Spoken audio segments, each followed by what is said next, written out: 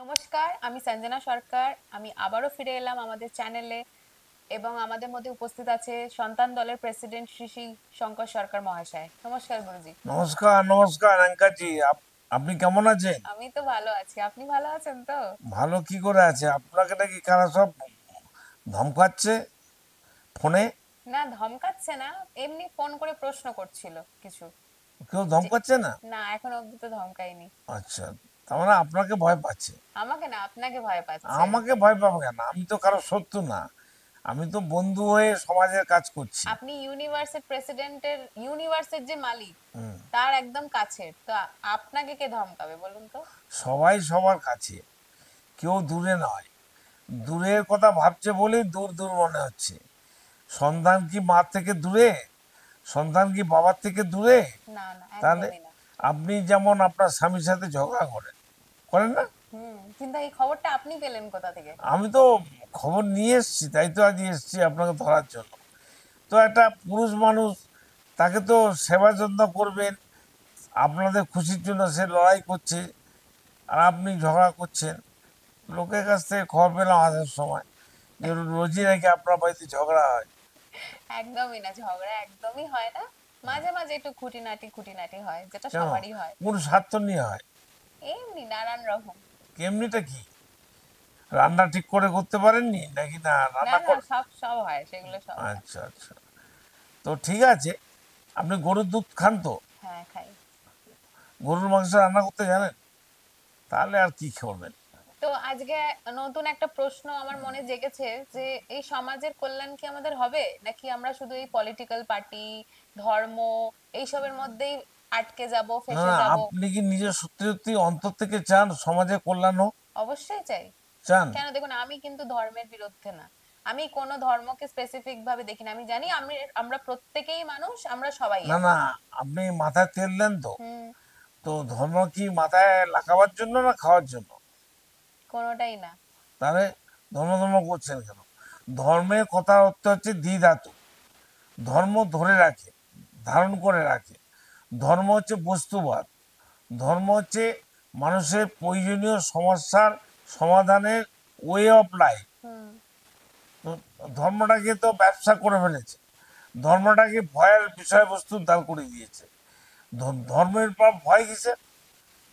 কেন ভয় থাকবে? তো এটা তো কিছু শ্রেণীর মানুষই করছে, সবাই কিন্তু করছে না। সবাই করছে।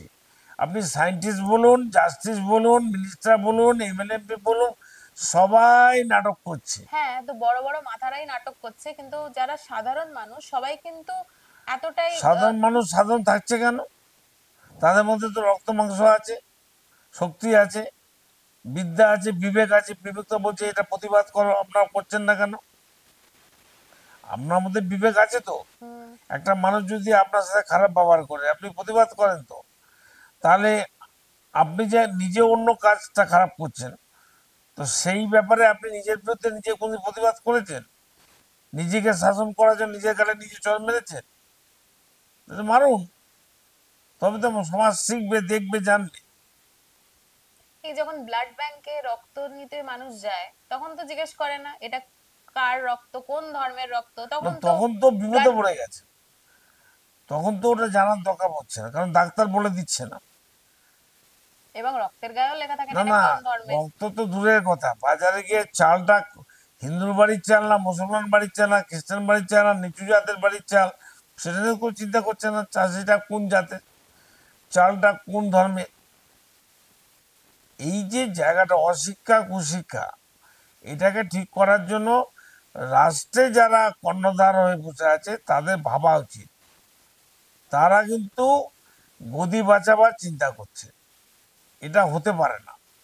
তাই জন্য মানুষ যখন জাগবে, আমরা এসেছি মানুষকে জাগাবার জন্য। মানুষ কবে জাগবে আমরা জানি না।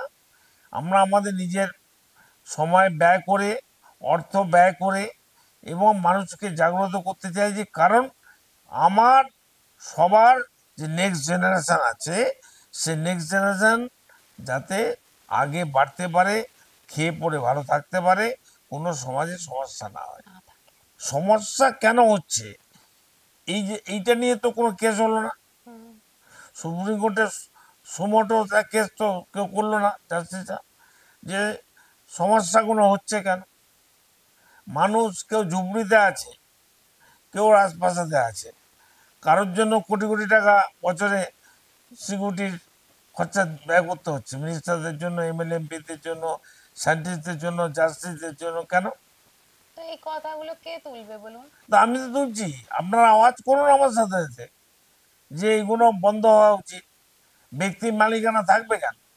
ব্যক্তি মালিকানা আছে বলেই সঞ্চয় বৃত্তি আছে। সঞ্চয় বৃত্তি থাকলে ক্রাইসিস হবে, সমস্যা হবে, অভাব হবে, জিনিসের দাম বাড়বে। এই জায়গাটা আপনাদের বুঝতে হবে। একদম একদম। সেই জন্য মানুষ যদি চিন্তাশীল না হয়, হুম। মানুষ যদি মানুষের কল্যাণের চিন্তা না করে, মানুষ যদি মানুষ নিজের চিন্তা না করে, মানুষ তো চলার পথে থামতেই জানে না।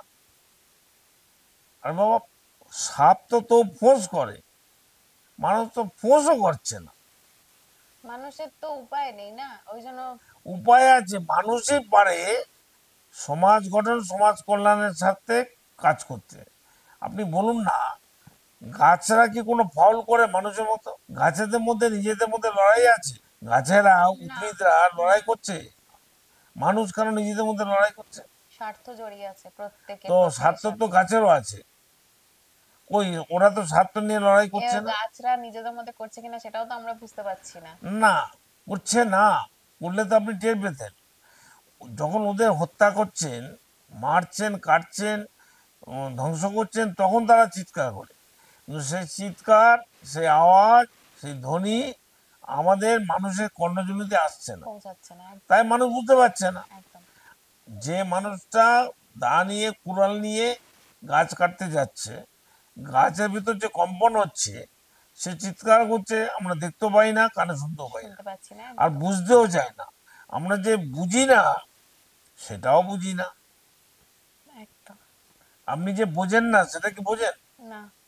বোঝেন না। আমার চোখ খুলে গেছে এই শোটাতে এসে, চোখ খুলে গেছে। আপনার সাথে বসে, আপনার পাশে বসে, আপনার কথা শুনে। আপনি তো আমার কথা শুনলে রোজ তো তাহলে মেডিটেশন করতেন, ধ্যান জপ করি করতেন। করি করছেন? করি, হ্যাঁ। একদম করি। তো এবং কি, আমি বাড়ির লোককে দিয়েও করাচ্ছি। তো আপনার সন্তান কয়টি? আমার একটি মেয়ে। একটি মেয়ে। আপনি কতগুলো খুন করেছেন? একটাও করিনি। করেছেন তো। আপনি কি জানেন একটা মানুষকে জন্ম দিতে গেলে কত মানুষ খুন হয়? তখন ভাবুন, ভাবতে হবে তো। এই কথাগুলো জাস্ট সায়েন্টিস্ট সত্যেন বোসকে গুরুজি বালকমৌজি বলেছেন। আচ্ছা। সত্যেন বোস, তুমি বলো তো, একটা মানুষ খুন করলে ফাঁসি দিচ্ছে, 20 বছর সাজা দিচ্ছে, তো তুমি তো লক্ষ লক্ষ খুন করেছো, তোমার বিচার প্রকৃতি কি ছেড়ে দেবে? সায়েন্টিস্ট দাঁড়িয়ে গেছে, আরে গুরুজি আমি আমার খুন করলাম কবে? বলছে একটা মানুষ হত্যা করতে গেলে কত মানুষ মরে জানেন কি? বলছে না, আমরা তো এইভাবে ভাবি। মানে একটা মানুষকে জন্ম দিতে গেলে কত মানুষ মরে? মরে। লাখ লাখ মানুষের বার্থ নেওয়ার জন্য দৌড়চ্ছে। বুঝতে পেরেছেন? এইটা যদি সমাজে ইয়াং জেনারেশন, পুরুষ থেকে মহিলা, মানুষদের এই স্পিরিচুয়াল সায়েন্সে জাগ্রত করা যায়, সত্যকে জানা যায়, তাহলে মানুষ মানুষের শত্রু হবে না। হুম। মানুষ মানুষের শত্রু হয়ে যাচ্ছে। মানুষ জেনে বুঝে অন্যায় করছে, বুঝে বুঝে অন্যায় করছে। মানুষ স্কুল কলেজে শিক্ষা পাচ্ছে না, ঘরের সমাজে বুজুর্গদের কাছ থেকে, শ্রদ্ধেয়জন যারা আমাদের গার্জিয়ান, তাদের থেকে, যারা আমাদের কাকা জ্যাঠা, মা, দাদা, দিদি আছে, এদের কাছ থেকেও শিক্ষা নিচ্ছে না। হুম। দিচ্ছে না তারা। তারাও তো জানে না। তো তারা যে জানে না, জানার তো আকাঙ্ক্ষা নেই কারণ। একদম একদম। সবাই যেটা জেনে এসছে বুঝে এসছে সেটাতেই চলছে। তো সবাই তো 500 বছর আগে গরু গাড়িতে চলতো, এখন কি আপনি গরু গাড়িতে চলেন? তাহলে ওই জায়গাটা আপনি চেঞ্জ করেছেন। আরো যে অনেকগুলো দিক আছে, সেগুলো চেঞ্জ করতে হবে না আপনাদের সমাজের কল্যাণের জন্য, একদম। সমাজের স্বার্থের জন্য। তো আর যদি কিছু বলেন আমাদের দর্শকদের, দর্শকরা কিভাবে চলবে, আমাদের যারা দেখছে, আমাদের এপিসোড যারা দেখছে, আমাদের সাথে যারা যুক্ত আছে। দর্শকরা যতদিন বোকা থাকবে, যেসব মেন টিভি চ্যানেল আছে, হুম। মেন স্ট্রিমে, হুম। যা কিছু দেখাচ্ছে, যা কিছু মিথ্যা বলছে, সত্য বলছে, হুম।